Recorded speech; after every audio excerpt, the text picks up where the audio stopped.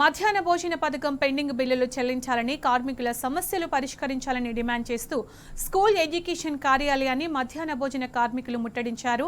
రాష్ట్ర ప్రభుత్వం పెండింగ్ బిల్లులు చెల్లించకపోవడంతో ఆర్థికంగా ఇబ్బందులు పడుతున్నామని, అప్పులు చేయాల్సి వస్తోందని కార్మికులు ఆవేదన వ్యక్తం చేస్తున్నారు. వెంటనే బిల్లులు చెల్లించడంతో పాటు పారితోషికాన్ని కూడా పెంచాలని, తమ సమస్యలను పరిష్కరించాలని డిమాండ్ చేస్తున్నారు.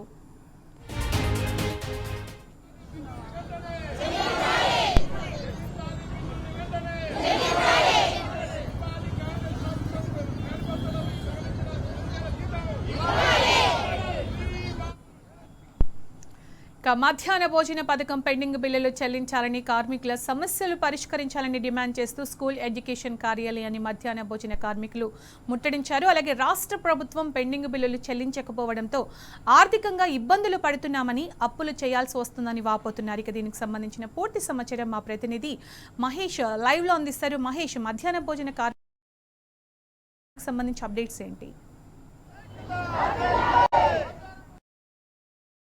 మధ్యాహ్న భోజన పథకం సంబంధించి తమ పెండింగ్ బిల్లులు వెంటనే చెల్లించాలని డిమాండ్ చేస్తూ సైఫాబాద్లోని స్కూల్ ఎడ్యుకేషన్ కార్యాలయాన్ని మధ్యాహ్న భోజన పథక కార్మికులు పెద్ద సంఖ్యలో కూడా ముట్టడించిన పరిస్థితి కనిపిస్తూ ఉంది.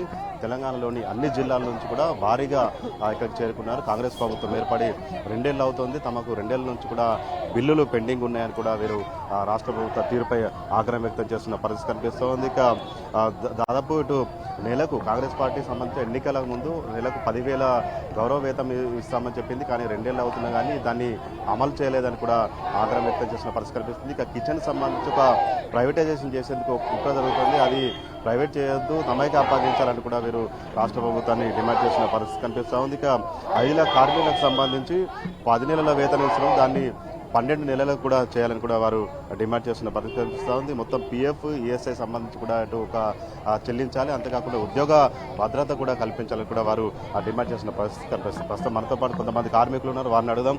చెప్పండి, మీకు ఎప్పటి నుంచి బిల్లులు పెండింగ్ ఉన్నాయి, ఏమంటున్నారు? 7-8 నెలల సంవత్సరం అయినట్టే సార్, బిల్లు లేదు. పోయిన సంవత్సరం నుంచి బిల్లే లేదు.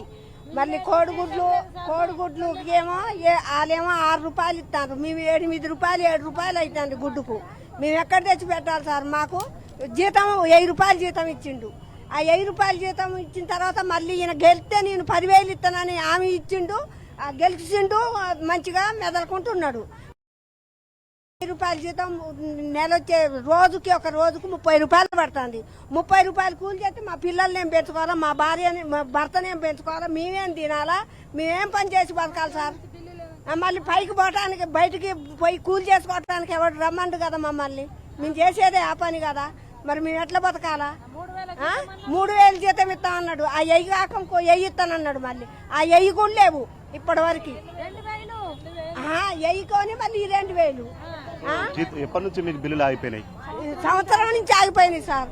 సంవత్సరం నుంచి ఇప్పటి వరకు ఇవ్వలే మాకు, అస్సలు రూపాయి కూడా లేదు. మళ్ళీ రాగి జావ కాసి పోయండి అమ్మా అన్నాడు. రాగి జావ కాసిపోతే పిల్లగాడికి ఒక అబ్బాయికి వచ్చి 20 పైసలు అన్నాడు. 20 పైసలు అయితే 30 మందికి ఎన్ని రూపాయలు అవుతాయండి? అవి కూడా పోనీ 10 రూపాయలు కాదు, 5 రూపాయలు, ఆ 2 రూపాయలు చేత అవి కూడా 20 పైసలు. మరి ఉత్తిగా జావ కాసి పోయాలా, మేము అన్నం వండి పెట్టాలా, మరి ఫ్రెష్గా కూరలు వండి పెట్టాలా, మరి బంగాళదుంప కూర వద్దంటారు, బంగాళదుంప వద్దొద్దని మినిమం లేదంటారు సార్లు. మరి వంకాయ కూర వండితే వంకాయ వండొద్దమ్మా మినిమం లేదంటాడు. ఎప్పుడు నీకు బగారు, నీకు అన్ని రకాలు వండి పెట్టాలంటే మేము ఎక్కడ తెచ్చి పెట్టాలి సార్? డబ్బులు వస్తేనేగా మేము పెట్టేది. మాకు జీతం లేకపోయి, వాళ్ళు డబ్బులు ఇవ్వకపోయి మేము ఎట్లా బతకాలా? సంవత్సరం నుంచి ఇప్పటి వరకు రాలే, ఎట్లా బతుకుతాం? చెప్పండి, నెలకు 10,000 ఇస్తామని చెప్పారు కాంగ్రెస్ పార్టీ ఎన్నికల సమయంలో, ఇస్తుంది అసలు? 3,000 కూడా చక్కగా లేవు, 2,000 వచ్చేటున్నాయి. మా బిల్లు కూడా 8 నెలలు 7 నెలలు డబ్బులు వచ్చేటున్నాయి. మాకు ఎంత కష్టమవుతున్నది. మేనో పెడతాడు, మేనో పెట్టాలా, మేనో ప్రకారం చేయాలా, వారానికి 3 సార్లు గుడ్లు పెట్టాలా, బుధవారం సోమవారం పెట్టాలా, బుధవారం పెట్టాలా, శుక్రవారం పెట్టాలా. అవి పెట్టకపోతే మా ఎగ్జామ్లు ఒప్పుకుంటలేరు. మాకు డబ్బులు వస్తలేవంటే కూడా ఒప్పుకోరు సార్. అక్కడ సార్ ఒత్తిడి, ఇక్కడ పిల్లల ఒత్తిడి ఎవరెవరిది సార్ భరించాలి? మాకు గవర్నమెంట్ బిల్లు లేదు, జీతం లేదు, ఏమి లేదు సార్. మేము అడిగినాం ఆయనని, మాకు 10,000 ఇవ్వమని చెప్పి అడగలే. ఆయనకేదో భయపడి మాకు ఒప్పుకున్నాడు ఇయ్యాలి. ఇప్పుడు మరి ఇంతమంది ఆడల్లో ఉసురు కాదు ఇది. మేము అక్కడ కట్టెలు లేకపోతే మేము చెట్లలో పోయి కట్టెలు తెచ్చుకుంటాం. గ్యాసులు ఉంటాయి పల్లెటూర్లలో, గ్యాసులు ఎక్కడికి వెళ్ళొస్తాయి. ఆయన ఇంటికాడ ఒక్కరోజు గ్యాస్ మేము అడిగినామా 10,000 చేయమని, మా ఓటు వేసుకున్నాడు. మా 10 లక్షలకు ఒక్క విలువ మా ఓటు. 23 సంవత్సరాలు ఆడలతో జీవితాలు ఆడుకుంటున్నాడు ఆయన. ఏమన్నా పెద్ద మేము 50,000 జీతం చేయమన్నాం ఆయనకు, ఓన్లీ 10,000 అన్నాడు. సంతోషపడి ఓట్లేసినాం మేము. ఆయన మాకేం చేసిండు? మేము అక్కడ బోళ్ళు తోమి పిల్లల కండి 3 గంటలు అవుతుంది ఇంటికి వచ్చే వరకు.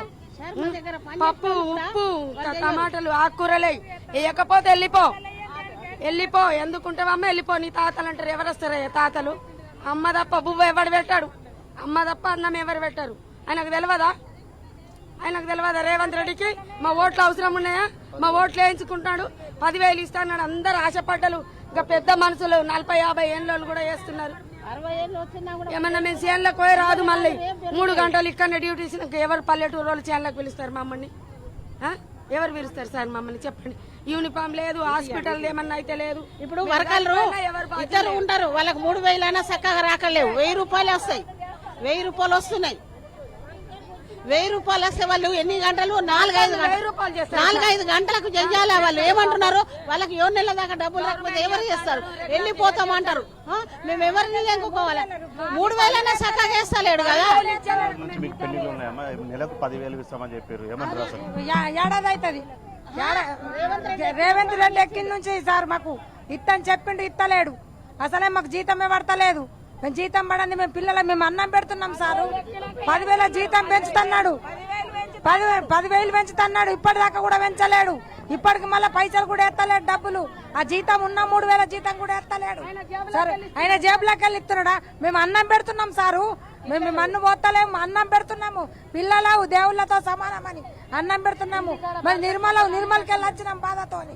అమ్మ సారు మేము అయినా ఈ గెలిచి ఏమో మాకు ఉద్ధరిస్తున్నాడు. మేము ఎంత కష్టపడుతున్నాము సిలిండర్ కి, కట్టెలకు, వీటికి కోడిగుడ్లు 8 రూపాయలు అయినాయి. మేము ఎక్కడికి వెళ్ళి పెట్టాలా? ఆయన ఇచ్చాడు 4 రూపాయలు. మేము ఎక్కడికి వెళ్ళి పెట్టాలి? ఎక్కడికి వెళ్ళి గుడ్డ 8 రూపాయలు ఒక్క గుడ్డుకు ఎక్కడికి వెళ్ళి పెట్టాలా సార్? మేము మా ఇంట్లో లేకున్నా డబ్బులు మేము ఎక్కడికి వెళ్ళి అక్కడికి వెళ్ళి తెచ్చుకుంటూ పెడుతున్నాం.